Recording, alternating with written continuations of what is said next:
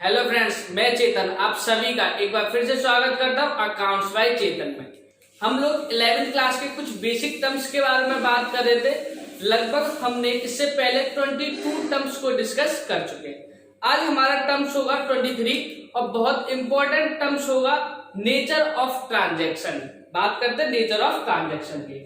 आज हम डिस्कस करेंगे पॉइंट नंबर 23 के बारे में। हमारा पॉइंट है नेचर ऑफ ट्रांजैक्शन। जो ट्रांजैक्शन है वो किस नेचर का होता है। हमारे पास दो तरीके के नेचर हम लोगों को मिलते हैं। एक नेचर होता है हमारे पास रिवेन्यू नेचर और एक होता है हमें कैपिटल नेचर। कैपिटल बोलते हैं, कई बार इसको कैपिटलाइजेशन नेचर भी बोला जाता है। कैपिटल नेचर या कई बार क्वेश्चन में हम लोगों को कैपिटलाइजेशन के नाम से भी मिलता है।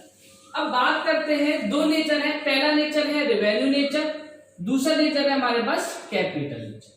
देखिए, जो रिवेन्यू नेचर होता है उसमें क्या होता है कि जब भी कोई भी ट्रांजैक्शन करेंगे जिस ईयर के लिए, उसी ईयर उसका बेनिफिट हम लोगों को खत्म हो जाते हैं, उनको क्या बोला जाता है, रिवेन्यू नेचर। जैसे देखिए, रिवेन्यू नेचर के बारे में बात करते हैं। जैसे हमने कोई भी इंश्योरेंस करवाया, जिस साल हम लोग इंश्योरेंस करवाते हैं उसी साल वो इंश्योरेंस हमारा एक्सपायर हो जाता है। कहने का मतलब जिस एक साल के लिए हम लोगों को इसका बेनिफिट मिलेगा, जिस साल हमने इंश्योरेंस कराया उसका बेनिफिट हमें उसी साल मिलता है, उसको बोला जाता है रिवेन्यू नेचर।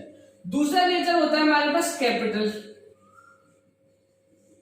ये एक उस तरीके का नेचर होता है, इसका बेनिफिट हम लोगों को एक साल से ज्यादा के लिए मिलता है। मान के चलो, हम लोगों ने एक बिल्डिंग खरीदी। क्या खरीदी हम लोगों ने? बिल्डिंग। तो जो बिल्डिंग का यूज होता है वो हम लोग एक साल से ज्यादा करते हैं। जैसे कि हमने कोई भी एक मशीनरी खरीदी, ऐसा तो होगा नहीं कि मशीनरी को हम लोग केवल एक साल यूज करने के बाद खत्म कर देंगे। उस मशीनरी का इस्तेमाल हम लोग एक साल से ज्यादा करते हैं। कहने का मतलब सिंपल से इतना सा है कि जो रिवेन्यू नेचर होता है वो केवल और केवल एक साल के लिए होता है। ठीक है। अगर बात करता हूं मैं कैपिटल नेचर की, इसका यूज जो होता है वो होता है मोर देन 1 ईयर। अब देखिए, हमारे पास दोनों ट्रांजैक्शन मिलेंगे अकाउंट में, रिवेन्यू नेचर के भी मिलेंगे और कैपिटल नेचर के भी मिलेंगे। रिवेन्यू नेचर का मतलब होता है कि वो ट्रांजैक्शन एक साल के अंदर खत्म हो जाएगा, और कैपिटल नेचर का होता है उसका बेनिफिट हमें एक साल से ज्यादा मिलता है। वो कौन सा नेचर होता है हमारे पास? Capital nature. अब देखो, बात इतनी सी करते हैं, हमारे पास अकाउंट में 3 चीजें बनती है। सबसे पहले बनता है ट्रेडिंग अकाउंट, उसके बाद हम लोग बनाते हैं पीएनएल अकाउंट, कहने का मतलब profit and loss account,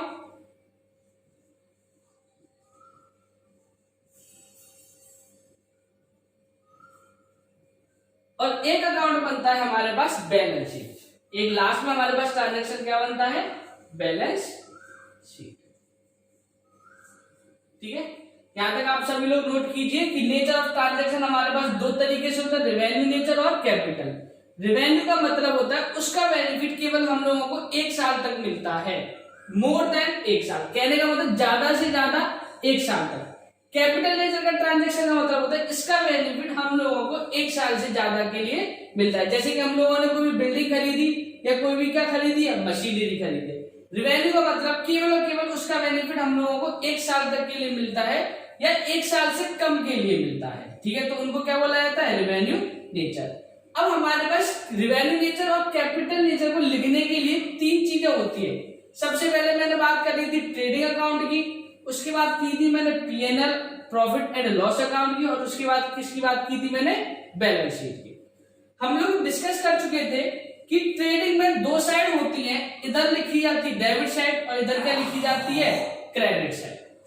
PNL में भी हमारे पास 2 साइड होती है, इधर लिखते हैं हम लोग डेबिट साइड और इधर क्या लिखते हैं हम लोग?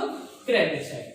Same as it is balance sheet में हम लोगों के पास साइड नहीं लिखी जाती, एक तरफ लिखा जाता है असेट्स और एक तरफ लिखी जाती है हम लोगों की लायबिलिटी। देखिए, मैं बात कर रहा हूं ट्रांजैक्शन की। ट्रेडिंग में एक डेबिट साइड होती है और क्रेडिट साइड होती है। डेबिट साइड में आप लोगों को बता चुका हूं कि जितने भी एक्सपेंसेस होते हैं वो लिखे जाते हैं। क्रेडिट साइड सारी की सारी इनकम लिखी जाती है। सेम एज दिस यहाँ पे भी डेबिट साइड क्या लिखा सभी एक्सपेंसेस लिखे जाते हैं और क्रेडिट साइड सारी की सारी क्या लिखी जाती है, यहाँ पे इनकम लिखी जाती है। सेम है अगर मैं बात करूं बैलेंस शीट में एक तरफ लिखा जाता है असेट्स और लायबिलिटी। अगर मैं आपसे बात करता हूं कि रिवेन्यू नेचर के ट्रांजैक्शन किस जगह पर आएंगे, तो रिवेन्यू नेचर के ट्रांजैक्शन हमारे सभी ट्रांजैक्शन ट्रेडिंग अकाउंट में आएंगे और किसके अंदर आएंगे, पीएनएल अकाउंट के। अगर मैं बात करूं कि कैपिटल ट्रांजैक्शन है, कैपिटलाइजेशन नेचर है, तो वो जो नेचर है वो किसके अंदर आएगा, बैलेंस शीट के अंदर। आपसे क्वेश्चन आया कि कोई भी एक इंश्योरेंस है वो रिवेन्यू नेचर का है, तो आप लोग समझ जाना कि ट्रेडिंग में या पीएनएल में इन दोनों में से किसी ना किसी एक जगह वो ट्रांजैक्शन आएगा, क्योंकि उसका नेचर कैसा है, रिवेन्यू। अगर मैं बात करता हूं कि कोई भी एक कैपिटलाइजेशन नेचर का ट्रांजैक्शन है, तो मान के चलेंगे कि वो चीज कहां पे आएगी, बैलेंस शीट। किस साइड आएगी, कैसे आएगी, वो हम लोग बाद में डिस्कस करेंगे, ठीक है। जैसे देखो मैंने पोस्टेज करा, कहने का मतलब मैंने कोई पोस्ट भेजी है, उसका कोई भी खर्चा हुआ है, तो जब हम लोग पोस्ट करते हैं क्या उसका बेनिफिट हमें एक साल से ज्यादा मिलता है, नहीं भाई, ये उसका बेनिफिट केवल हमें एक साल के लिए मिलेगा या फिर एक साल से कम के लिए मिलता है। इसलिए उसका नेचर कैसा होता है, रिवेन्यू, या तो वो ट्रेडिंग में आएगा या फिर किस में आएगा, पीएनएल में आएगा। मैंने कोई भी बिल्डिंग खरीदी, बिल्डिंग खरीदने का मतलब उसका ट्रांजैक्शन एक साल से ज्यादा के लिए होगा, तो वो क्या होगा, वो किस चीज के अंदर आएगी, बैलेंस शीट। तो कह सकते हैं जो रिवेन्यू नेचर के आइटम होते हैं या तो वो हमारे पास ट्रेडिंग में आएंगे या फिर किसके अंदर आएंगे, प्रॉफिट एंड लॉस के अंदर। और जो कैपिटल ट्रांजैक्शन होते हैं मोस्टली बैलेंस शीट के अंदर है।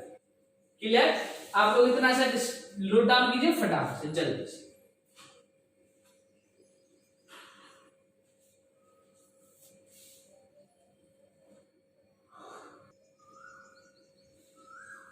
इसके बाद हमारे जो नेक्स्ट पॉइंट है 24, पॉइंट नंबर 24 रिसिप्ट, और पॉइंट नंबर 25 उसका नाम है एक्सपेंडिचर।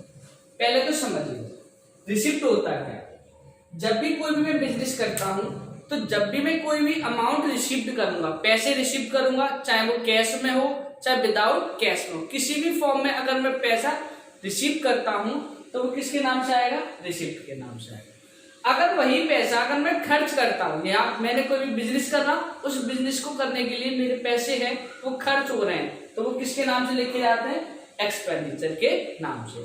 तो देखो जब भी कोई भी पैसा मैं खर्च करूंगा, एक्सपेंडिचर करूंगा, या तो वो ट्रेडिंग के अंदर आएगा या वो पीएनएल के अंदर आएगा या फिर किसके अंदर आएगा, बैलेंस शीट के अंदर आएगा। याद रखना कोई भी पैसा अगर मैं खर्च कर रहा हूं तो या तो वो किसके अंदर आएगा, ट्रेडिंग के अंदर आएगा, या वो किसके अंदर आएगा, प्रॉफिट एंड लॉस अकाउंट के अंदर आएगा, या फिर वो किसके अंदर आएगा, बैलेंस शीट। पीएनएल को इस तरह से लिखते हैं, बैलेंस शीट को हम लोग इस तरीके से लिख सकते हैं, पर लेकिन आपको पूरी फॉर्म में लिखना है, बैलेंस शीट को पूरा बैलेंस शीट के नाम से। जो भी पैसा मैं खर्च करूंगा वो 3 जगह आता है, या तो वो ट्रेडिंग में आएगा या वो पीएनएल में आएगा या फिर किस में आएगा, बैलेंस शीट। सेम है, जब भी कोई भी पैसा मैं रिसीव करता हूं तो वो भी 3 जगह आता है, या तो वो ट्रेडिंग के अंदर आएगा या वो पीएनएल के अंदर आएगा या फिर वो कैसे आएगा, बैलेंस शीट के। अब सबसे ज्यादा इंपॉर्टेंट बात ये है कि मैं कौन सा पैसा ट्रेडिंग के अंदर लिखूं, कौन सा पैसा मैं पीएनएल के अंदर लिखूं, कौन सा पैसा मैं बैलेंस शीट के अंदर लिखूं। मैंने इससे पहले आप लोगों को 2 ट्रांजैक्शन बताए, नेचर ऑफ ट्रांजैक्शन 2 तरीके से मैंने बताए हैं। सबसे पहला होता है रिवेन्यू नेचर, कौन सा होता है, रिवेन्यू नेचर। दूसरा नेचर मैंने क्या बताया आपको, कैपिटल नेचर। सेम एक्सपेंडिचर भी 2 तरीके होते हैं, 2 तरीके के नेचर होते हैं कि एक होता है हमारे पास रिवेन्यू नेचर और दूसरा कौन सा होता है हमारे पास, कैपिटल नेचर। रिवेन्यू नेचर का मतलब मैंने आप लोगों को बताया था कि एक ऐसा पैसा जिसका बेनिफिट हमें ज्यादा से ज्यादा 1 साल तक के लिए मिल सकता है, या तो 1 साल से कम के लिए मिलेगा या ज्यादा से ज्यादा कितने साल होगा, 1 साल, ठीक है। कैपिटल नेचर मैंने आप लोगों को बताया था वो पैसा जो हमको बेनिफिट देगा मोर देन 1 ईयर, कहने का मतलब जो पैसा हमें 1 साल से ज्यादा के लिए बेनिफिट होगा वो कौन सा नेचर होता है, कैपिटल। अगर मैंने कोई भी पैसा रिसीव करा है, मैंने क्या करा, कोई पैसा रिसीव करा है और उसका नेचर है रिवेन्यू, रिवेन्यू का मतलब उसका बेनिफिट केवल और केवल हमें 1 साल के लिए मिलेगा, तो वो ट्रांजेक्शन लिखा जाएगा या तो ट्रेडिंग अकाउंट में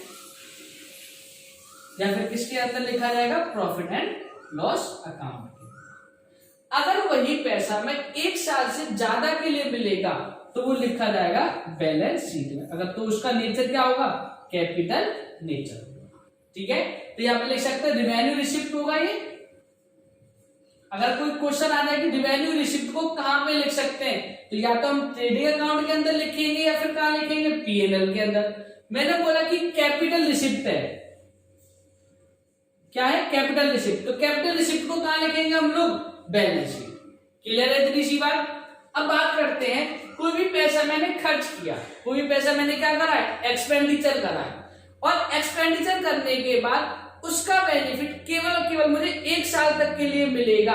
उसका बेनिफिट कितने के लिए मिलेगा, एक साल के लिए। तो वो पैसा कहां लिखा जाएगा, या तो वो ट्रेडिंग में लिखा जाएगा या फिर वो कहां लिखा जाएगा, प्रॉफिट एंड लॉस अकाउंट में लिखा जाएगा। उसी तरीके से अगर उसका नेचर कैपिटल का है, कहने का मतलब पैसा खर्च करने के बाद उसका जो बेनिफिट है मुझे एक साल से ज्यादा के लिए मिलेगा, तो उसका नेचर कैसा होगा, कैपिटल नेचर।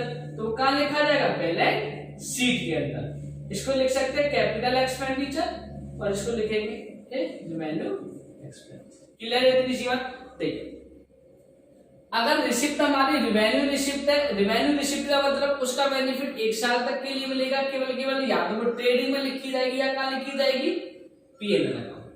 अगर कैपिटल रिसिप्ट है तो कहां लिखी जाएगी, बैलेंस शीट में। अच्छा, इतना कंफ्यूज होने की जरूरत नहीं है कि बैलेंस शीट में किस साइड लिखी जाएगी, असेट साइड लिखी जाएगी या लायबिलिटी साइड लिखेगी, इतना दिमाग पे जोर देने की जरूरत अभी नहीं है।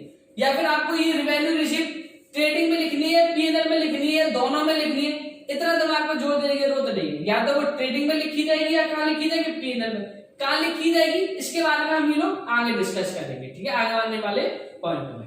उसी तरीके से एक्सपेंडिचर को कहां लिखेंगे, ट्रेडिंग और पीएनएल में, और कैपिटल को कहां लिखेंगे, बैलेंस शीट के अंदर। क्लियर, इतनी सी याद रखना। अगर रिवेन्यू रिसिप्ट है, रिवेन्यू ट्रांजैक्शन है, तो कहां लिखा जाएगा, ट्रेडिंग और पीएनएल।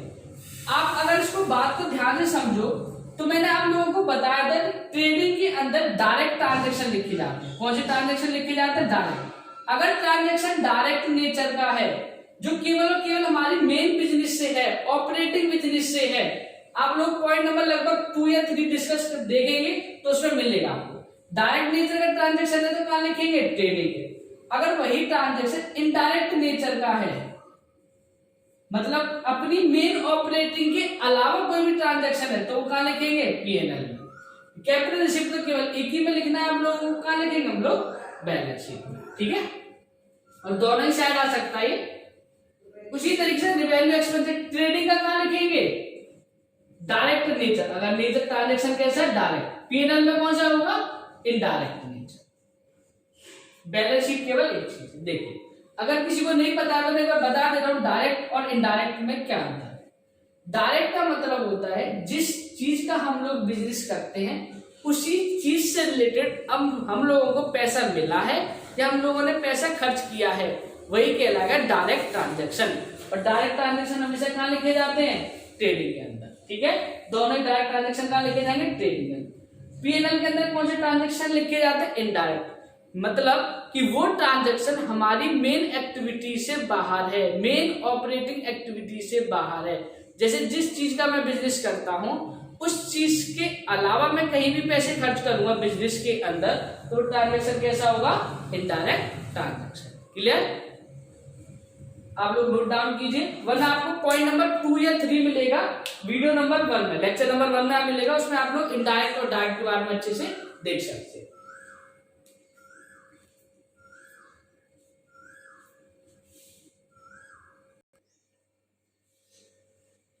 इसके बाद हम लोग डिस्कस करते हैं पॉइंट नंबर 26, जिसमें है ट्रेडिंग अकाउंट और पीएनएल अकाउंट। दोनों पॉइंट एक साथ डिस्कस करेंगे। बैलेंस शीट को हम आगे डिस्कस करेंगे डिटेल में, लेकिन अभी हम बात करते हैं केवल और केवल ट्रेडिंग अकाउंट की और पीएनएल अकाउंट, मतलब प्रॉफिट एंड लॉस अकाउंट। आप लोग इतना से ध्यान दीजिए कि ट्रेडिंग अकाउंट के अंदर जितने भी आइटम होंगे वो डायरेक्ट होंगे। कैसे होंगे, डायरेक्ट। चाहे वो एक्सपेंसेस हो, चाहे वो क्या हो, इनकम हो।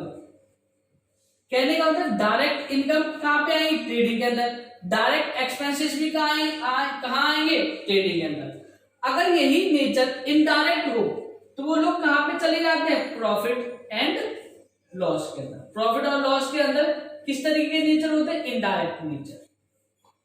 अगर एक्सपेंसेस हो तब भी वो यहां पे आएंगे और इनकम हो तब भी वो।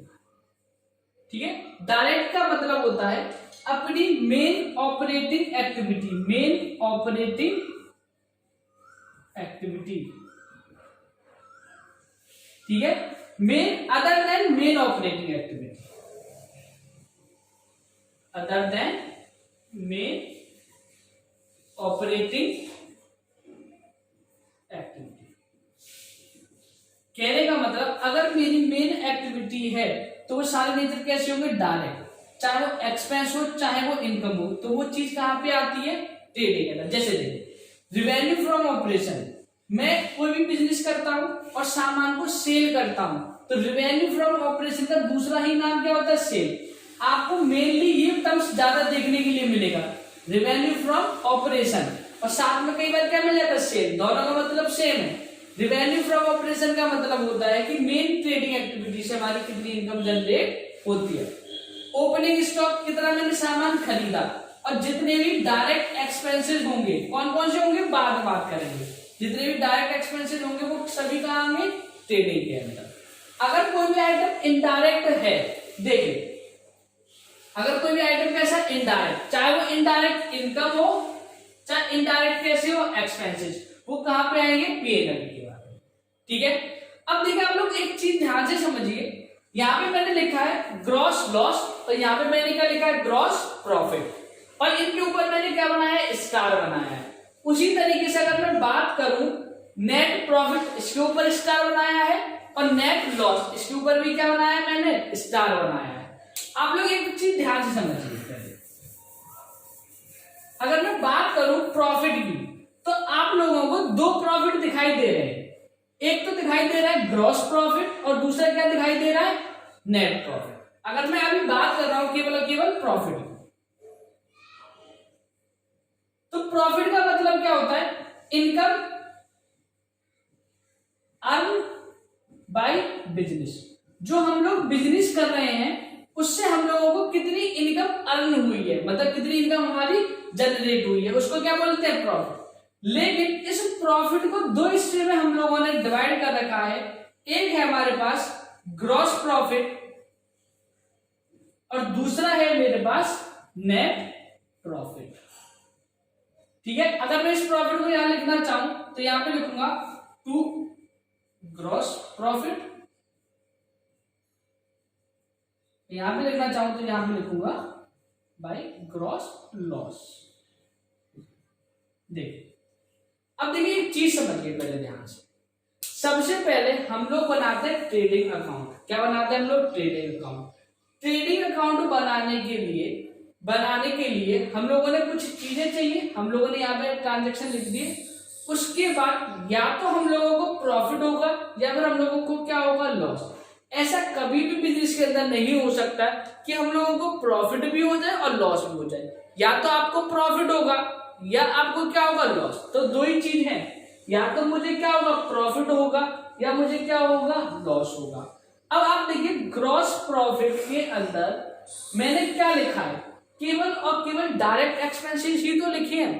कहने का मतलब कुछ मेरी इनकम हुई, कुछ मेरे क्या हुए, रेवेन्यू फ्रॉम ऑपरेशन हुए, उसमें से मैंने क्या माइनस किए, डायरेक्ट एक्सपेंसेस। तो इसको लिख सकता हूं revenue from operation, revenue from operation ज्यादा होगा किससे, डायरेक्ट एक्सपेंसेस से। तो अगर मैं इसको लिखना चाहूं, ग्रॉस प्रॉफिट की डेफिनेशन लिखना चाहूं तो मैं क्या लिख सकता हूं, रेवेन्यू फ्रॉम ऑपरेशन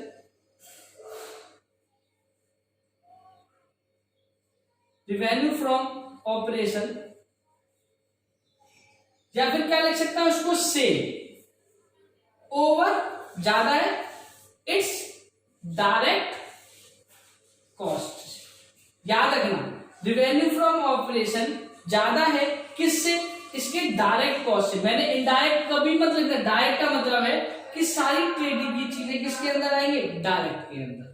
अगर मैं बात करूं नेट प्रॉफिट की, तो देखिए आप ध्यान से देखिए, ये वाला जो ग्रॉस प्रॉफिट है वो पहले मैंने कहां पे ट्रांसफर किया है, यहाँ पे। पहले वो वाला कहां पे ट्रांसफर कर दिया मैंने, ध्यान से देखिए, ये वाला जो ग्रॉस प्रॉफिट है मैंने कहां पे ट्रांसफर कर दिया, मैंने यहाँ पे। याद रखना इसका ग्रॉस प्रॉफिट और ग्रॉस लॉस आगे ट्रांसफर किसमें होते हैं, पीएनएल अकाउंट में।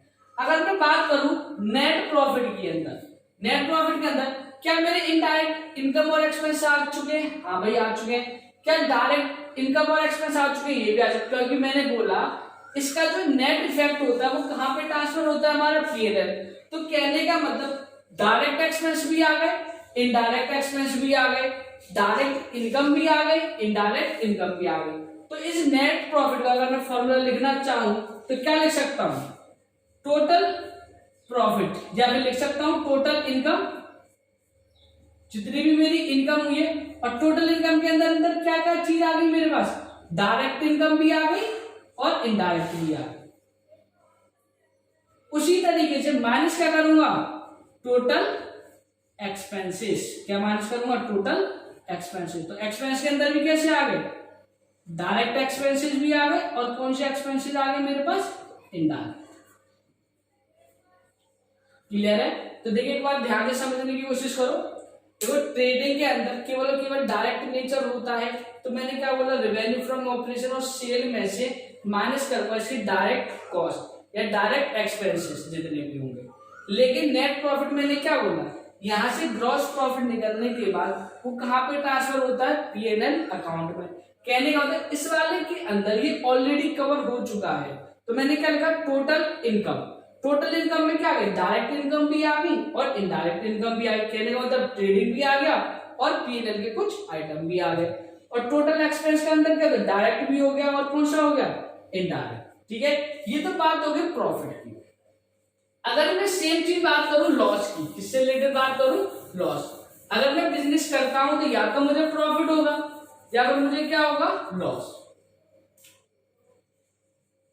अगर आप लोगों को लॉस हो रहा है तो इसमें भी दो चीज हैं। एक तो मेरे पास है ग्रॉस लॉस, यार ध्यान से देखो क्या है मेरे पास, ग्रॉस लॉस। ठीक है, सबसे पहले लॉस होगा तो कौन सा लॉस लिखेंगे हम लोग, ग्रॉस लॉस। क्लियर। और उसके बाद एक होगा मेरे पास नेट लॉस। उसी तरीके से देखो अगर मुझे लॉस हुआ है तो मेरे खर्चे ज्यादा होंगे, खर्चे ज्यादा होने का मतलब डायरेक्ट कॉस्ट कैसी होगी, ज्यादा। तो मैंने क्या लिखा है इसको, डायरेक्ट कॉस्ट ओवर, मतलब ज्यादा है, इट्स सेल, इसकी ने जितनी भी सेल की है उससे ज्यादा है। सेल का मतलब जो इसकी इनकम हुई थी उससे ज्यादा इसने क्या कर दी, खर्चे कर दिए होंगे, तभी तो क्या होगा मेरे पास, लॉस होगा, ओवर इट्स सेल। या फिर इसको क्या लिख सकता हूं, रेवेन्यू फ्रॉम ऑपरेशन। क्लियर दिशा। अगर मुझे लॉस हो रहा है तो मतलब खर्चे मेरे कैसे होंगे, डायरेक्ट एक्सपेंस कैसे होंगे, ज्यादा। अगर मैं बात कर रहा हूं नेट लॉस, टोटल घाटा हो गया मेरे को भाई।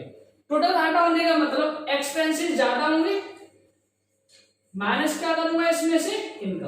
तो यहां पे लिख सकता हूं टोटल इनकम और टोटल एक्सपेंस में दोनों चीज होगी, डायरेक्ट भी और इनडायरेक्ट भी। उसी तरीके से इसमें भी डायरेक्ट हो गए और इनडायरेक्ट। क्लियर है इतनी सी बात। देखिए आज लगभग हमने 26 पॉइंट के बारे में डिस्कस कर चुका हूं। ठीक है, देखिए एक बार दोबारा सुन ले, ट्रेडिंग के अंदर सारी चीज कौन सी आएगी, डायरेक्ट, और पीएनएल के अंदर कौन सी चीज आएगी, इनडायरेक्ट, क्योंकि डायरेक्ट चीज ऑलरेडी कवर करके आ चुका है ग्रॉस प्रॉफिट और ग्रॉस लॉस के थ्रू। ठीक है, तो देखो अगर मैं बात करूं प्रॉफिट, तो प्रॉफिट का मतलब क्या होता है, इनकम जनरेट करता है कोई भी बिजनेस।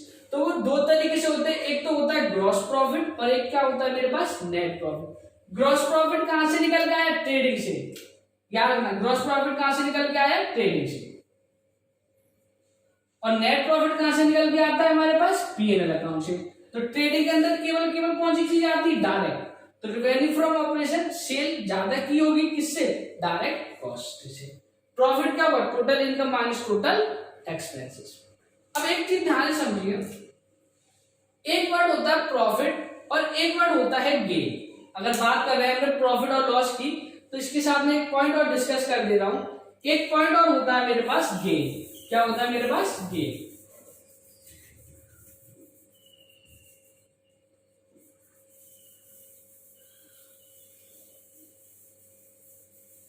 प्रॉफिट होता है और एक वर्ड क्या होता है? गेन।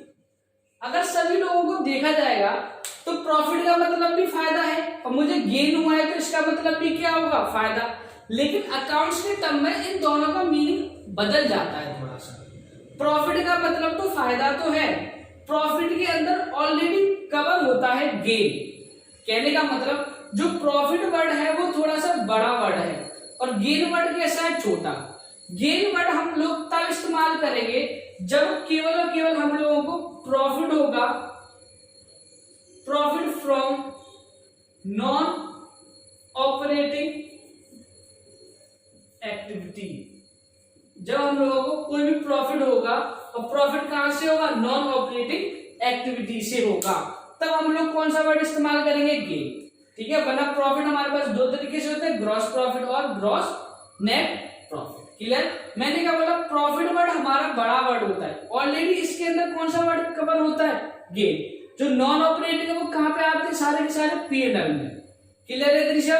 जब हम केवल वर्ड इस्तेमाल करेंगे गेन, तो उसके लिए लिखेंगे कोई भी एक ऐसा प्रॉफिट जो कहां से जनरेट हुआ है? नॉन ऑपरेटिंग एक्टिविटी से। कहने का मतलब एक ऐसी एक्टिविटी जो हमारी मेन ट्रेडिंग एक्टिविटी नहीं थी। क्लियर? हम लोगों ने लगभग 26 पॉइंट आज तक डिस्कस कर लिए इस वीडियो तक। ठीक है, लाइक करें, शेयर करें एंड सब्सक्राइब करते रहें।